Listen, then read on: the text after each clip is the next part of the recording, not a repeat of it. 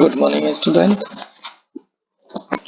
BSc part third में आज हम कार्बोहाइड्रेट के 3 ग्रुप मोनोसेकेराइड, ओलिगोसेकेराइड और पॉलीगोसेकेराइड के बारे में स्टडी करेंगे। सबसे पहले हम देखते हैं monosaccharides. Monosaccharides are the simplest carbohydrate in that they cannot be hydrolyzed to smaller carbohydrates। Monosaccharide जो है वो सबसे छोटे कार्बोहाइड्रेट है और उनका और आगे जल अपघटन नहीं किया जा सकता है या उनसे छोटे कार्बोहाइड्रेट प्राप्त नहीं किए जा सकते जल अपघटन के माध्यम से। The smallest monosaccharide for which n is equal to 3, सबसे स्मॉलेस्ट मोनोसेकेराइड जो होता है उसमें कार्बन की संख्या 3 होती है, 3 कार्बन परमाणु होते हैं और वो है डाइहाइड्रोक्सी एसीटोन और ग्लिसरैल्डिहाइड। डी और एल दो रूपों में होता है glyceraldehyde. Monosaccharides are classified according to 3 different characteristics. 3 आधारों पर हम मोनोसेकेराइड को क्लासिफाइड कर सकते हैं। पहला आधार है कार्बोनिल ग्रुप के प्लेसमेंट के आधार पर कि कौन सा कार्बोनिल ग्रुप है। दूसरा the number of carbon atom, carbon atom की संख्या कितनी है। और तीसरा chiral headedness. If the carbonyl group is an aldehyde, the monosaccharide is an aldose. If the carbonyl group is a ketone, the monosaccharide is a ketose. तो placement of carbonyl group के आधार पर 2 भागों में हम डिवाइड करते हैं। अगर carbonyl group aldehyde group है तो हम उन मोनोसेकेराइड को एल्डोज कहते हैं और यदि कार्बोनिल ग्रुप कीटोन ग्रुप है तो उन मोनोसेकेराइड को कीटोस बोला जाता है। Monosaccharide with 3 carbon atom are called trioses. अब अगर हम कार्बन की संख्या के आधार पर डिवाइड करें तो 3 कार्बन वाले मोनोसेकेराइड ट्राइओजेस कहलाते हैं।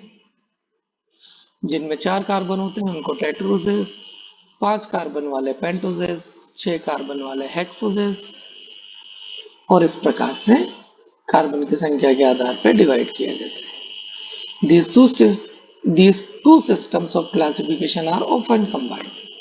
For example, ग्लूकोज जिसमें 6 कार्बन है और एल्डिहाइड है अगर ग्रुप तो एल्डोहेक्सोज, इसको हम एल्डोहेक्सोज बोला जाता है। Ribose is an example of aldopentose, means aldehyde group है और 5 कार्बन परमाणु है। Fructoses is a ketohexose, fructose sugar जो है वो उसमें कीटो ग्रुप होता है, कीटोन ग्रुप होता है और 6 कार्बन परमाणु होते हैं। मोनोसेकेराइड के बॉडी में क्या क्या कार्य देखते हैं अपन। Monosaccharides are the major fuel source of metabolism, being used both as an energy source and in biosynthesis। तो प्रमुख एनर्जी सोर्स होते हैं monosaccharide. Ribose is a component of RNA, deoxyribose is a component of DNA. तो DNA और RNA के निर्माण में भी मोनोसेकेराइड, राइबोज और डीऑक्सीराइबोज महत्वपूर्ण होते हैं। Lyxose is a component of lyxoflavin found in human heart. Human heart में पाया जाता है लेक्सोफ्लेविन, उसमें लेक्सोज जो है वो महत्वपूर्ण यौगिक होता है। Mannose occur in human metabolism especially in the glycosylation of certain protein। कुछ प्रोटीन्स के ग्लाइकोसिलेशन में मैनोज इंपॉर्टेंट होता है। फ्रक्टोज और fruit sugar is found in many plant and humans। It is metabolized in the liver, absorbed directly into the intestine during digestion and found in semen। Trehalose, a major source of insect, is rapidly hydrolyzed into two glucose molecules to support continuous flight.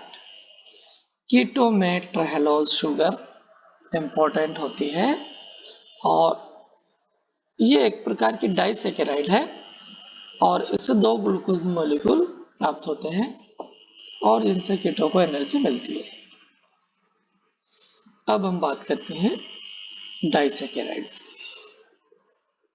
Two jointed monosaccharide are called a disaccharide, and these are the simplest polysaccharide. Example include sucrose and lactose.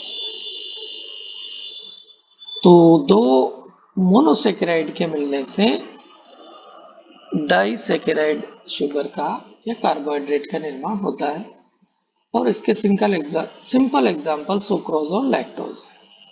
They are composed of two monosaccharide unit bound together by a covalent bond known as glycosidic linkage। दो monosaccharide इकाइयां जिस bond के द्वारा जुड़ती है उस bond को glycosidic bond कहा जाता है। डाइसेकेराइड का फॉर्मूला C12H22O11 होता है। Sucrose pictured to the right is the most abundant disaccharide and the main form in which carbohydrate are transported in plant। Plants में कार्बोहाइड्रेट का ट्रांसपोर्टेशन सुक्रोज के रूप में होता है। इट इज कंपोज्ड ऑफ, यह जो है डी ग्लूकोज मॉलिक्यूल, एक डी ग्लूकोज और एक डी फ्रक्टोज मॉलिक्यूल से मिलकर के बनता है और इसका सिस्टमेटिक नेम सुक्रोज का ऑर्थो अल्फा डी ग्लूकोपाइरेनोसिल डी फ्रक्टोफ्यूरेनोसाइड होता है। लैक्टोज एक डाइसेकेराइड है जो डी गैलेक्टोज तथा डी ग्लूकोज मॉलिक्यूल से मिलकर के बनता है और मैमेलियन मिल्क में यह महत्वपूर्ण शुगर है। The systematic name of lactose is ortho beta galactopyranosyl D glucopyranose.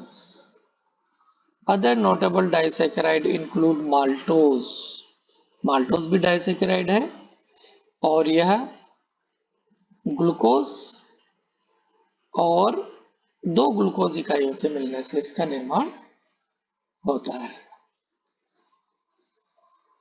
Disaccharide का अगर हम फंक्शन देखें तो सुक्रोज ह्यूमन डाइट का एक महत्वपूर्ण यौगिक है जो कि मीठा होता है और गन्ने से प्राप्त किया जाता है। माल्टोज जिसे हम माल्ट शुगर भी कहते हैं दो ग्लूकोज इकाइयों के मिलने से बनती है। It is a component of beer starchy food like cereal, pasta and potatoes and many sweet and processed food।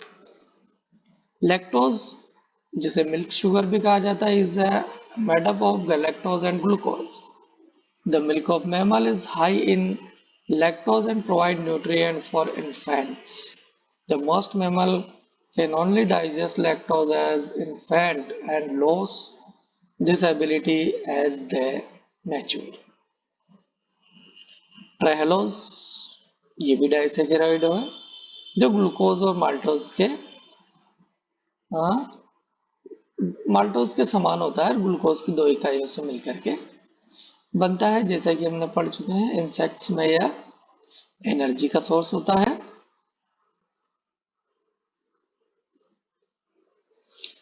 Lactulose is formed from fructose and galactose. It can be used to treat constipation and liver disease, and many also be used to test for the overgrowth of bacteria in small intestine। Cellobiose also a disaccharide, and cellobiose is also made up of two glucose molecules। Cellobiose is used in bacteriology to study of bacteria to perform chemical analysis. Thank you.